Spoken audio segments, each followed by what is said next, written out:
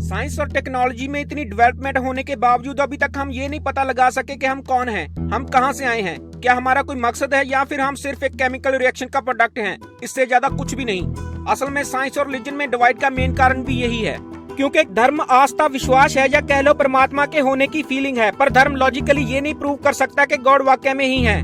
दूसरी तरफ साइंस भी सभी सवालों के जवाब देने में अभी तक नाकाम रही है।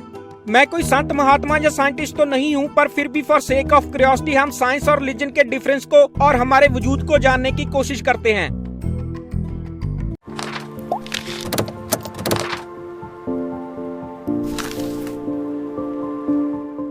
सबसे पहले हम ये जानते हैं कि हम कैसे बने हैं।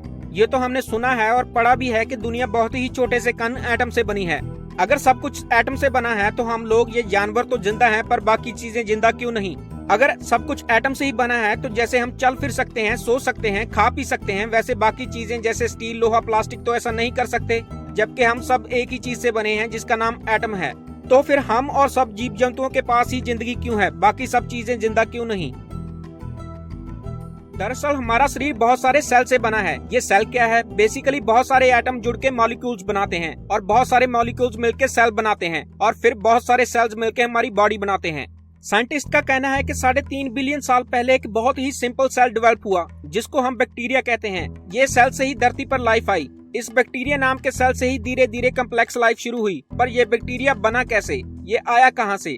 कोई कहता है कि उस टाइम धरती पर एटमॉस्फेयर और हालात ऐसे थे कि कैसे न कैसे ये बैक्टीरिया इजाद हुआ। कोई कह रहा है कि आसमान से जबरदस्त इलेक्ट्रिसिटी और अलग अलग केमिकल रिएक्शन से ऐसा हुआ। कोई तो ऐसा भी कहता है कि एलियंस ने ऐसा किया और हम एलियंस हैं और या उनका बाय प्रोडक्ट हैं।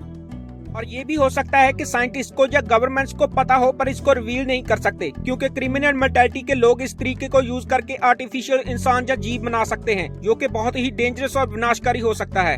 और दूसरी बात कि हम एज क्यों करते हैं, मतलब कि हमारी उम्र क्यों बढ़ती है। ऐसा क्यों नहीं कि हम कभी भी ना मरे अनलेस कोई एक्सीडेंट या बीमारी हो। एक स्टडी के मुताबिक 10,000 साल पहले इंसान की जीवन दर 30 साल थी। 100 साल पहले ये बढ़ के 50 साल हो गई और पिछले कुछ दहाकों में ही बढ़ के 80 साल हो गई। ये बेसिकली साइंटिफिक रिसर्च से रिलेट करता है। मॉडर्न समय में जैसे जैसे रिसर्च बढ़ी और मेडिकल ब्रेक थ्रूज हुई और नए मेडिसिन इजाद हुए, तो इसके रिजल्ट में जीवन दर बहुत तेजी से आगे बढ़ी है। हम ये मान सकते हैं कि अगर आपकी उम्र 0 से 45 साल के बीच में है तो आने वाले समय में आपकी जीवन दर काफी ज्यादा होगी। पर सवाल ये है कि क्या ऐसा पॉसिबल है कि हम कभी भी न मरे और हमेशा ही जीते रहें? ऐसा मिथ है कि केकड़ा कभी नहीं मरता अनलेस कोई उसे मार दे, क्योंकि उसने बॉडी का सेल स्ट्रक्चर ऐसे डेवलप कर लिया है कि वो हमेशा के लिए जी सकता है। अगर ये सच ना भी हो तो साइंटिस्ट का मानना है कि केकड़ा इंसानों से बहुत ज्यादा जीता है। ऐसा क्यों? ऐसा केकड़े में क्या है जो हमें नहीं? असल में उम्र बढ़ने का मेन रीजन बॉडी सेल पे डिपेंड करता है। सेल मैच्योर होते हैं और ब्रेक करते हैं, जिससे नए सेल बनते हैं, जिससे हम जवान रहते हैं। पर एक टाइम ऐसा आता है कि सेल मैच्योर हो जाते हैं पर ब्रेक नहीं करते, जिससे हम बूढ़े होना शुरू कर देते हैं। साइंटिस्ट का मानना है कि कोई भी लिविंग स्पीसीज अमर नहीं हो सकता, पर आने वाले टाइम में ये बिल्कुल पॉसिबल है कि इंसान लंबी से लंबी लाइफ जी सकें। पर असली सवाल ये है कि क्या साइंस धर्म के सारे सवालों का जवाब दे पाएगी? शायद कभी नहीं। पर ये आप बिल्कुल एग्री करेंगे कि साइंस रियलिटी है और धर्म एक आस्था या बिलीफ सिस्टम है और इनको कंपेयर नहीं किया जा सकता। फ्रेंड्स, अगर आपको ये वीडियो अच्छी लगी तो प्लीज इसको लाइक शेयर कमेंट जरूर करें। हमारे चैनल क्यूरियोसिटी कीड़ा को सब्सक्राइब करना तो बिल्कुल भी न भूलें, ताकि हम नए आइडियाज को आप तक जल्दी से पहुंचा सकें। याद रहे, इस चैनल का मकसद क्यूरियोसिटी के कीड़े को शांत करना नहीं बल्कि उसको और भी भड़काना है, ताकि आपके अंदर नॉलेज, स्किल और एजुकेशन की लालसा जिंदा रहे। थैंक्स फॉर वॉचिंग क्यूरियोसिटी कीड़ा।